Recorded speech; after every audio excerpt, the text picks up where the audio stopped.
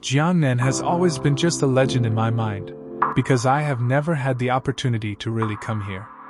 People say that Jiangnan is good, what with the gardens and water towns, but these are actually not attractive to me. Life must return to life after all.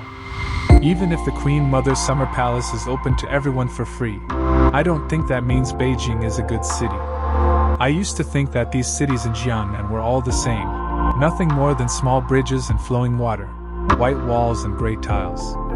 But when I went there myself, I found that the flavor of Jiangnan is also different.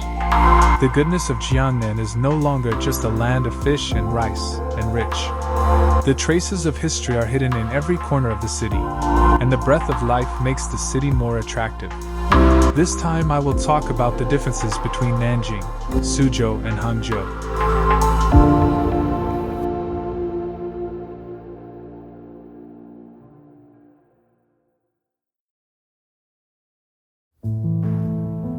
I went to Hangzhou first. I had no plan before I went there, but I happened to catch the late autumn in Hangzhou in December. When the lakes in Beijing were frozen, Hangzhou was just right for me. I think the whole December is a very good season for all the cities in Jiangnan. First of all, the last long holiday has passed, and the cows and horses have gone back to work. When I visited the Confucius Temple in Hangzhou, there were only a few tourists. If you want to experience Jiangnan, there must not be too many people.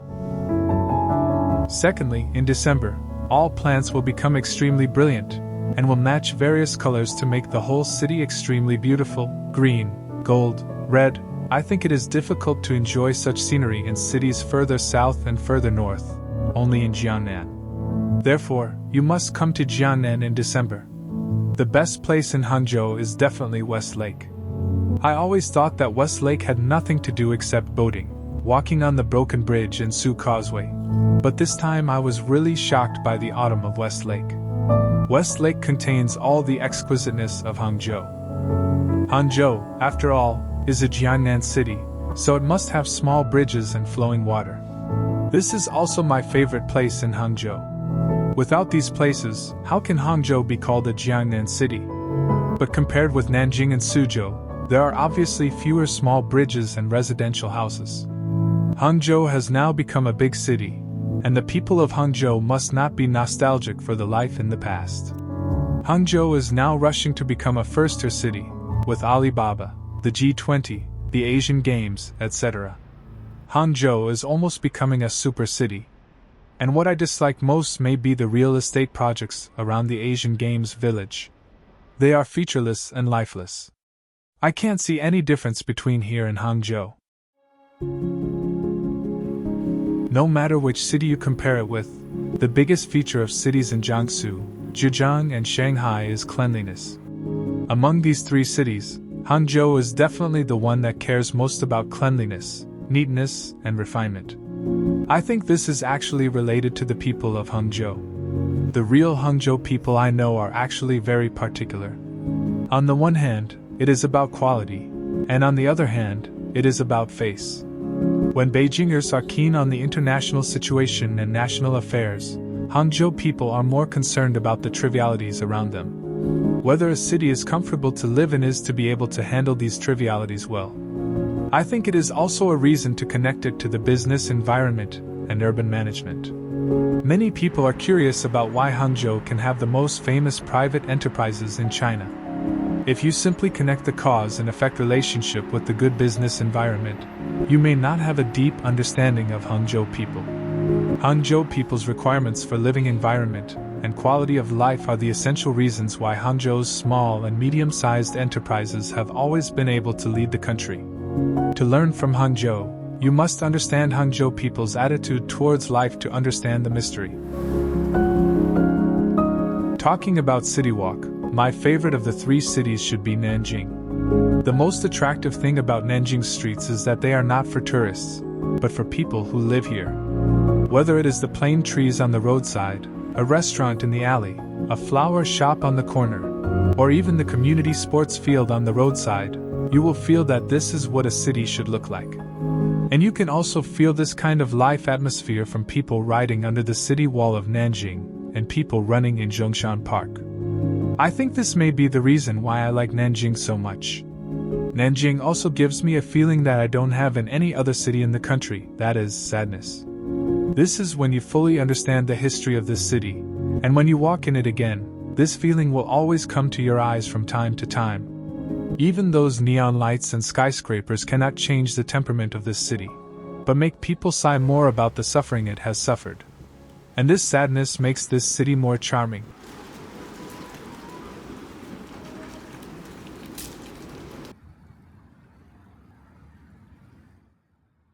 In my program in Suzhou, I said not to travel to Suzhou. The ancient towns, small bridges, and small alleys are no longer the same. When I went to Wuzhen more than 10 years ago, it no longer had that flavor. So what should Suzhou taste like?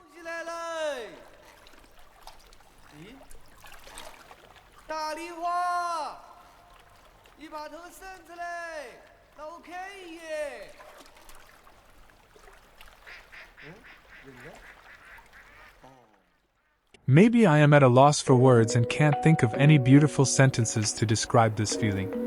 Anyway, the cold and lonely beauty of Suzhou is definitely gone now. Even this stubborn and protected ancient city is gone. This is my biggest regret for Suzhou. I have been feeling a little bored in Suzhou these days, but I am not sure why. When I drove to the outskirts of Suzhou, I could see endless factories, which even made me feel like I was in Baoan, Shenzhen and Dingguan. Suzhou has become a city for migrant workers. Only then did I suddenly realize where my feeling came from. We often see on the internet that Suzhou is the prefecture-level city with the highest GDP per capita. At this time, I remembered that I have a friend in Suzhou. In his life, making money is the most important thing, or even the only thing. He has his own factory. I can't say he is very rich, but he is definitely richer than ordinary people. I see that his life is almost entirely centered around the factory. He has basically not gone out to play for more than 20 years. Every time we meet, we just have a meal and leave. We never say where to go to eat something delicious. I am not saying that he is a bad person. In fact, he is a very principled person and is very good to his friends. It's just that his life is the kind of lifeless in my opinion. I am not talking about this friend to say that Suzhou people have no life, but the impression that Suzhou people give me is that making money is obviously more important than other things. You say Suzhou is rich. This is true. Suzhou has everything that a city should have. But you ask me what interesting feelings I have when walking on the streets of Suzhou. Except for visiting gardens, there is basically nothing.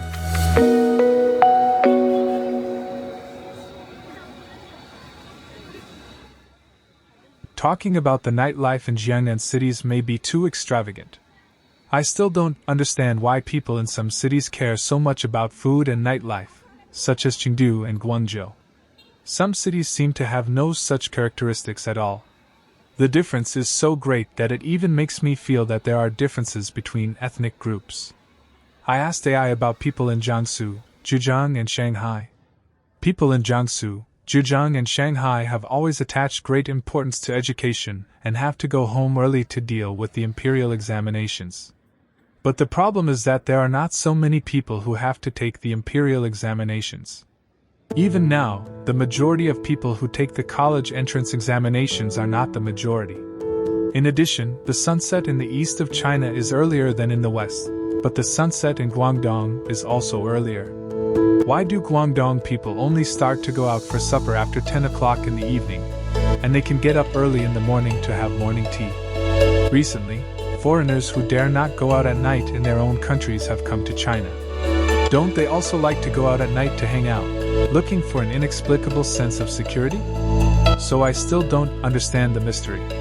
But to compare the fireworks of these three cities, Nanjing is naturally better, because only Nanjing people will sneak out at 1 o'clock in the morning to party and eat a lot.